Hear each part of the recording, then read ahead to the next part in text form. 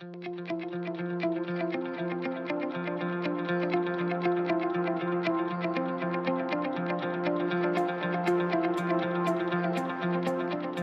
the last few years, we have seen a trend of corporations seeking innovation from startups. Welcome to Future Now Talks, Jose. Hi, Leo. Can you tell us what is the framework of collaboration in the open innovation ecosystem? Well, the framework of collaboration covers basically the different stages of the startups. Let's say that we have a great idea and we want to work on that. We will have different needs during the process. Since we set up the startup, we validate the idea, we get access to funds, and we actually, until the moment we actually have a product that we can put in the market. So the idea is that every startup needs to know when is the right time to access to each one of those players that we can find in an ecosystem. And what's the role of corporations and organizations in this? I think that this role will be more on the stage of startups that are normally in Series B or Series C, so startups that are a bit more mature. I wouldn't recommend that startups, even if they have great ideas, to approach corporations on a very early stage. I think that it's better to prove that the idea is good, to go to the market, and then get the help from corporations when they need to scale their business. So, how can corporations start working with startups? And one of them will be more focused on the short term, where I think that corporations can approach the ecosystem of startups, and not only a startup, but also accelerators, incubators, and try to find solutions, tactic solutions that they can onboard as part of their portfolio, or that can be integrated as solutions of these corporations. So I think that that will be, let's say, a short-term approach.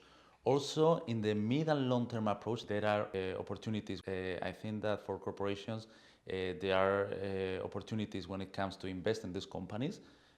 Also, to create their own open innovation programs to accelerate that onboarding of innovation, or even to set up a venture builder or these kind of ideas. So, you mentioned the venture builder. Can you elaborate more on that? Yes, so a venture builder is basically a factory of startups. It's like a vehicle to create new startups, new ventures within the corporations. It's a very interesting model because it gives the agility that sometimes when it comes to creating new products is not easy when we have to create these new ventures internally in the companies, and at the same time it helps to manage the risk of these new ventures. It's a model where we share equity with the venture studio that is helping us during the whole process, from ideation to creation of the product itself, validation of the idea, go to market, until there is an eventual exit. And it's something that I think that is going also to accelerate the participation of corporations within the ecosystem of innovation. Yeah? So, obviously, one of the main concerns of startups is getting access to investors. How would you say is the collaboration between investors and startups in the current market? Well, I think that is quite good. I think that we have good examples and good success cases. A few years ago, it was Suk.com and Karim, and now a few weeks ago, it's been Angami, that has recently been listed on Nasdaq.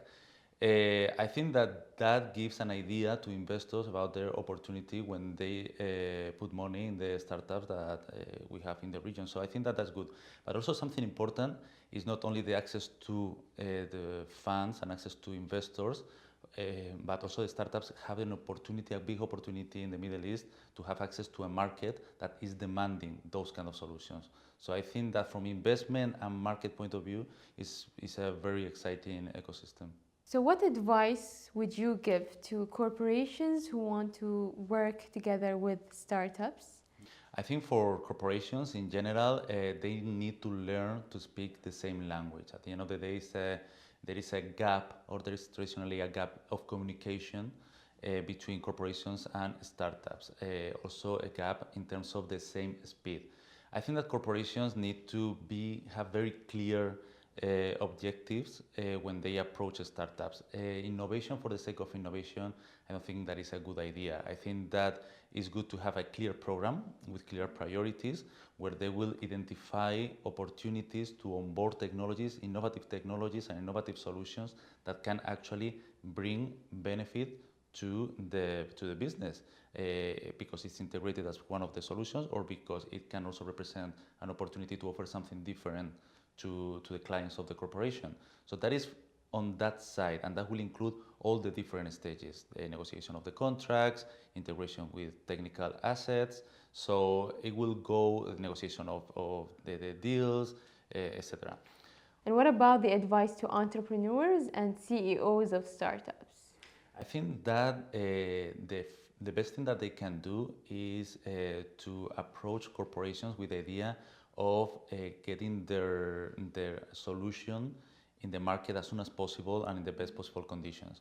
For that reason, having access to corporations gives a lot of exposure.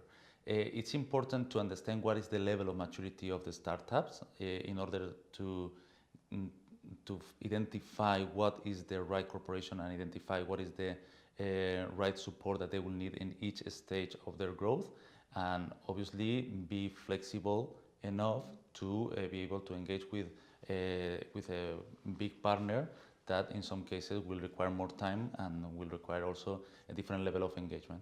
Moving away from innovation, technology, corporations, and startups, and talking on a personal level, there is one thing that you have now and you can take with you to the future, you can preserve it. What would it be?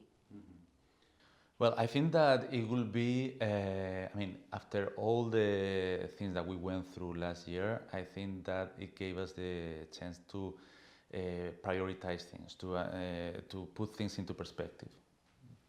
So in my case, I think that it was more to be aware of how lucky I am for the family that I have, for the work that I have, for where I live, and then try to conserve that and to try to enjoy it more.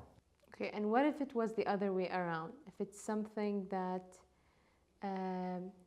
something that's in the future and you can bring now, what would it be? Well, I think that it will be to accelerate the pace of people getting vaccinated and try to come back to the normal as we knew it before. That I think that will never be the same normal, but I think that many people are struggling today, and I hope that we can come back to a situation where all that people can go back to work and travel, and so step by step things go back to normal.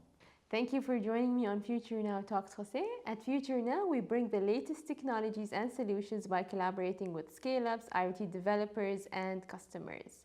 And that's what the Future Now Talks are all about, so stay tuned.